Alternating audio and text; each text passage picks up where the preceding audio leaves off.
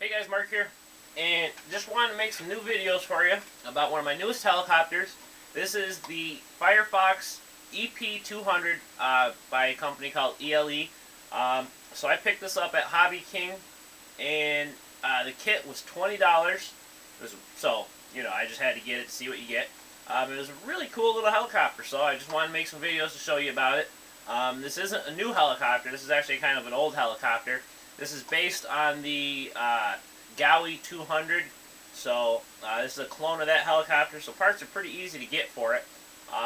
But I just wanted something cheap, small, that I could just beat around in my garage with, and this definitely fits the bill. So, like I said, I just bought this, and I like it so much, I just want to make some videos for you, just so you can see it, and, have some more information about yet another helicopter. So, like I said, I'm just going to show you, what you get in the box, some tips about installing electronics, and tips about setup, and there we go. So, okay, the Firefox EP200, small helicopter, small box. When you open this up, this is what you can expect to find here. You can find everything in plastic bags. You got your main rotor assembly, tail rotor assembly. Underneath here we got lots of plastic bags that have, main gear, skid pipes, tail linkage, tail, belt. So, got the windshield for the canopy. It's got a little cutout here for the windshield.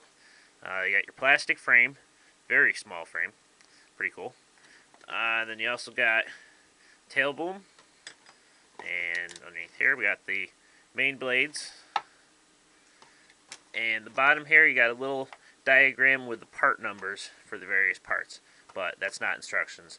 So what I'm going to do now real quick is I'm going to go through, I'm going to take all this stuff out of the package so you can get a really clear look at what it all comes with. Okay, so now you can get a better look at what is all included with the kit. So first off, we've got your main rotor head assembly. When you get this comes in a bag by itself, and usually this will be loose. So this is the first part I want to show you. Next is your tail rotor assembly. See here, another very small part. This comes in a little bag by itself. Then we also have the belt.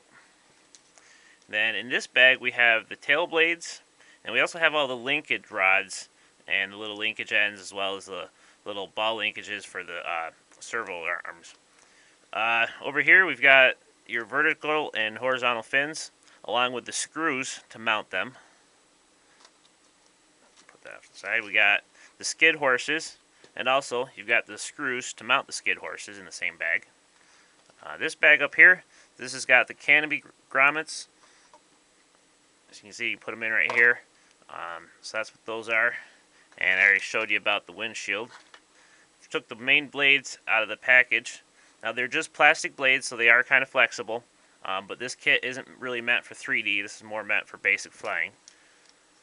Then we've got the skid pipes and little plastic ends that fit into the end of it. Then we've got the night head bars, or the boom supports, whatever you want to call them. They are the rods that will mount like this.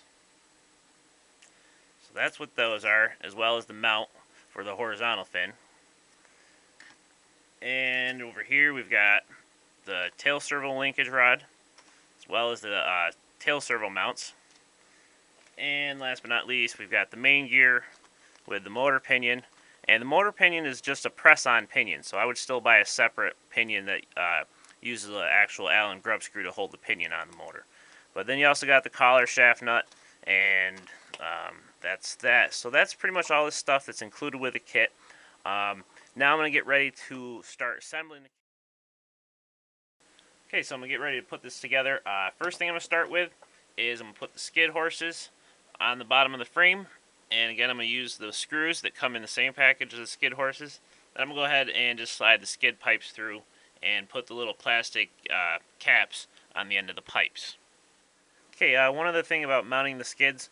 So I've got the skid horses mounted, and I've got my skid pipes slid through the skid horses. But you can see here that they still turn.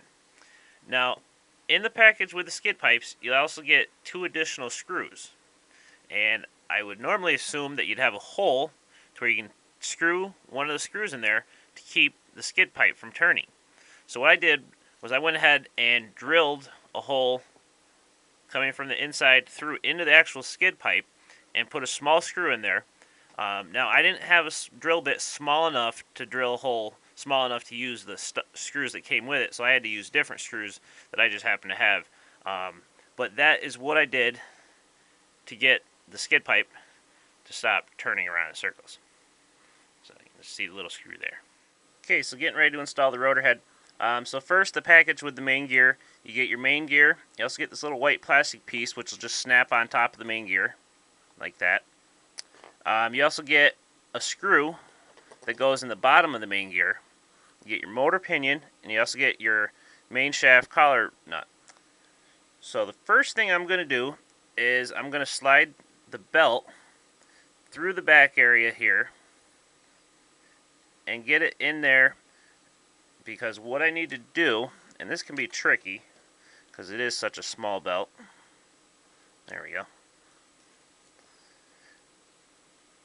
Now what I need to do is I need to slip the main shaft through that, and then I need to put the main gear on there. So what I'm going to do is I'm going to start sliding this down, and I'm going to slip this in, and I'll just slip it in from the back. And like I said, this can be a bit of a pain. Alright.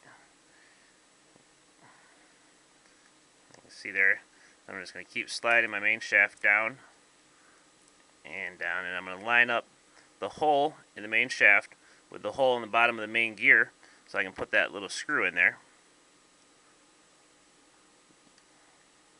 And there we go. So I'm going to put the screw in there, and then I'm going to put that collar shaft nut right on the bottom of the main shaft there.